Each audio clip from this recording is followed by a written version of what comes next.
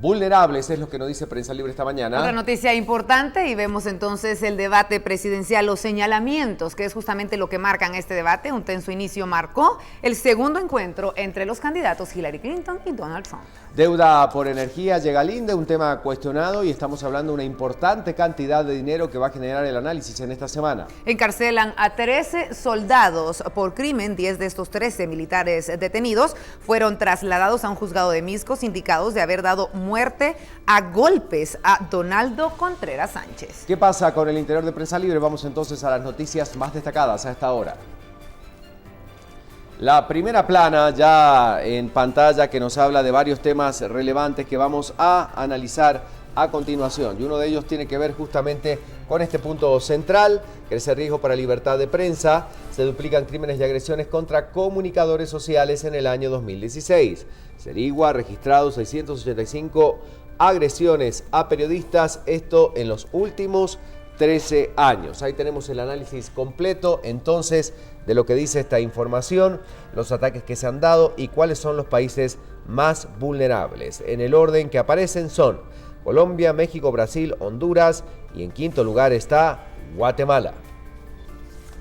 Seguimos analizando Prensa Libre y sus noticias más destacadas, y nos encontramos la siguiente: limitan labor de periodistas, asociaciones de prensa nacional e internacional y de la Procuraduría de los Derechos Humanos alertan sobre la resistencia de entidades, informar y ataques a medios de comunicación.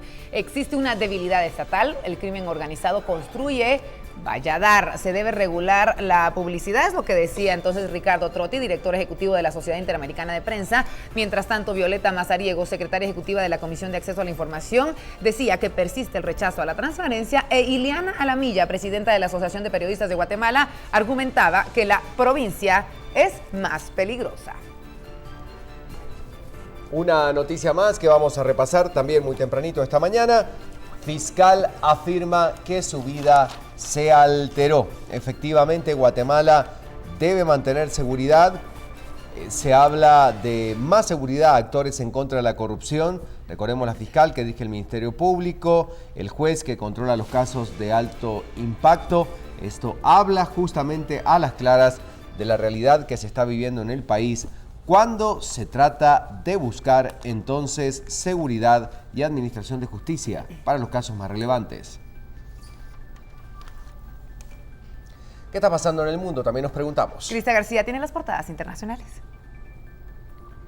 Buenos días nuevamente y por supuesto, compañeros, tenemos que iniciar la mañana conociendo lo que titulan los diarios más relevantes esta mañana. Sin duda, Estados Unidos amanece destacando el debate presidencial, el evento más importante y uno de los más vistos a nivel televisión, por supuesto en Estados Unidos y a nivel internacional.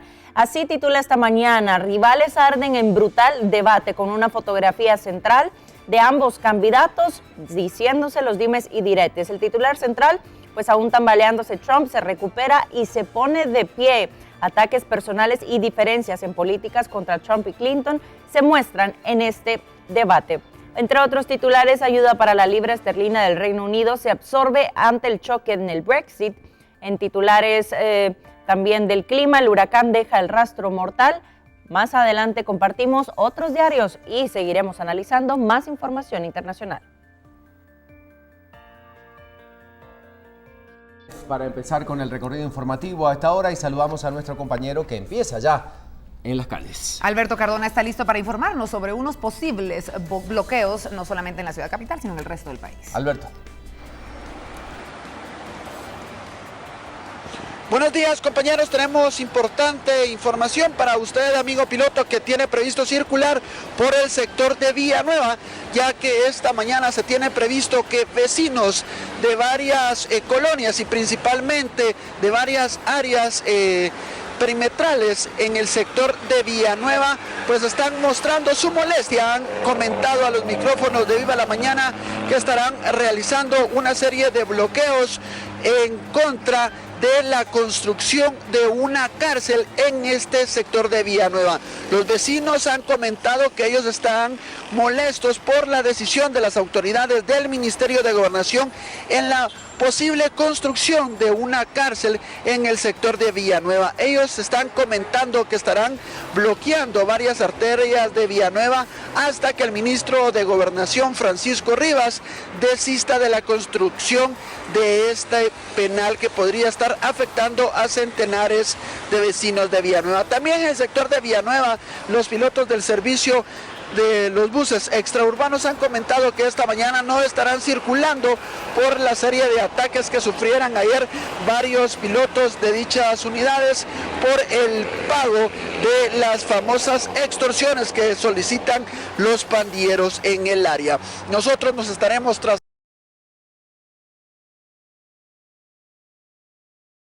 sobre estos bloqueos que tienen previsto que realicen tanto pilotos del servicio al transporte extraurbano como también vecinos del área. Con estas imágenes yo regreso con ustedes, compañeros. Muy buenos días. También en cámara, Salvador López. Bueno, muchas gracias por la información. Entonces, lo que está ocurriendo en las calles, Alberto Cardona informa. Gracias, Alberto. Continuamos entonces contigo más adelante.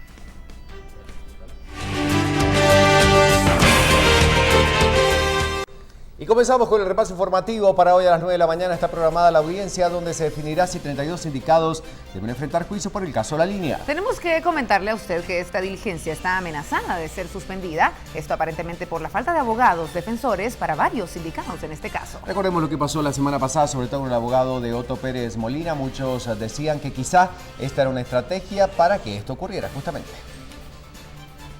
Una serie de circunstancias podrían suspender la audiencia programada para el lunes. Diligencia que busca resolver si 32 sindicados del caso La Línea deben enfrentar juicio, ya que se les acusa de defraudar al Estado de Guatemala. Hay presentados algunos memoriales, no los he revisado, pero al menos ya están todos enterados, ya se mandaron a citar a los sindicados, incluso algunos medios de seguridad que se va a implementar la Corte Suprema de Justicia.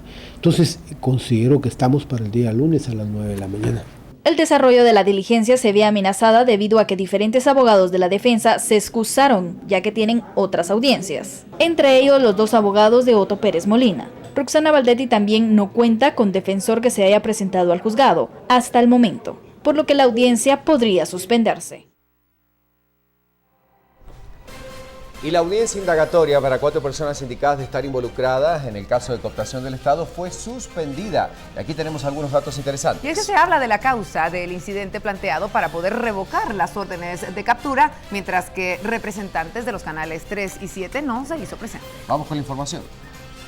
Vivian Soraya Urizar se presentó voluntariamente al juzgado a resolver su situación jurídica. Lo mismo haría Eduardo Kestler Morán, representante de Radio y Televisión Nacional y los canales 3 y 7.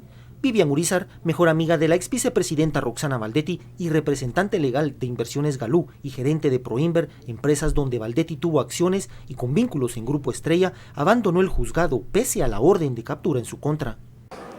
Y lo que pasó, pues se solicitó que se suspendiera la audiencia porque hubo un corrimiento en la agenda del juez Gálvez, que es algo que pasa generalmente en las actividades judiciales. No, de ninguna manera eso no es evadir la justicia. Ella tenía una hora, un día para la citación en el juzgado, cumplió con esa citación, ustedes lo pudieron constatar.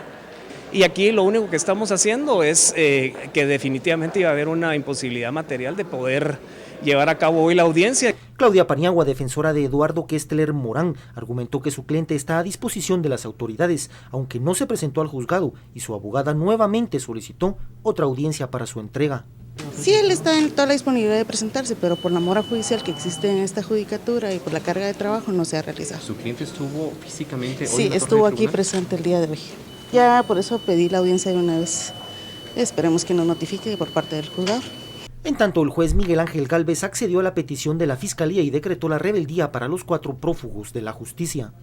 El Ministerio Público, la Policía Nacional Civil para ejecutar la orden de aprehensión, pues. La audiencia para las entregas podrían programarse para el próximo martes. Luego de escuchar las declaraciones de los sindicados por el caso del bodegón, se daba inicio a los argumentos de la defensa. La palabra fue tomada por los abogados defensores, quienes expresaban sus argumentos con el fin de convencer al juez de la inocencia de sus defendidos. El defensor del exministro de Agricultura, Elmer López, citó el testimonio de Juan Carlos Monzón, enfatizando que no existían ilegalidades en el contrato. La declaración de Juan Carlos Monzón es enfática en cuanto a que la adquisición estatal que motiva el presente caso sí cumplió con todos los requisitos de ley, así como quedó evidenciado en esta defensa. Por su parte, la defensora del propietario del bodegón, Neri Eberto Dubón Arita, denominado el cobrador en la investigación del Ministerio Público, estableció cómo se originó la relación entre Dubón Arita y el Estado de Guatemala. Es a raíz de una solicitud realizada por un amigo personal del señor Neri Dubón, el señor que también ha sido mencionado en esta audiencia, que responde al nombre de Sergio Arevalo, quien le propone un negocio al señor Dubón Arita, indicándole que el Ministerio de Agricultura, Ganadería y Alimentación realizaría una licitación en base a la canícula prolongada en la que se estaba viendo afectados ciertos municipios del departamento de Guatemala. Él acepta a raíz de que pues obviamente su empresa no contaba con la solvencia económica en ese momento y pues era necesario de determinado modo salir flotante de dicha situación. Al final ya no fue posible escuchar a los abogados de dos sindicados. El juez Walter Villatoro dejó programada la audiencia para el lunes. Continuando con la información, Cintia Cardona Sandoval será extraditada hacia Estados Unidos. Esto es lo que admitió el Tribunal Quinto de Instancia Penal. La procesada podría viajar junto a su esposo, Marlon Meollo, alias El Fantasma, que recordemos también es requerido por los Estados Unidos. A ambos se les señala del delito de tráfico de drogas hacia el país norteamericano y tenemos los detalles a continuación. El Tribunal Quinto de Instancia Penal admitió la solicitud de extraditar a Estados Unidos a Cintia Cardona Sandoval, trámite que se abrevió debido a que Cardona se allanó, lo que quiere decir que no se opuso a la petición del país norteamericano. Por el delito de conspiración para distribuir 5 o más kilogramos de cocaína con intención y a sabiendas que la cocaína sería importada ilegalmente dentro de Estados Unidos, hechos por los cuales se solicitó su aprehensión provisional con miras a una extradición según nota verbal de fecha 5 de mayo de 2016. Mire, yo pienso que es enfrentarse a un poder muy grande y al final de cuentas uno siempre va a terminar perdiendo, por decirlo así.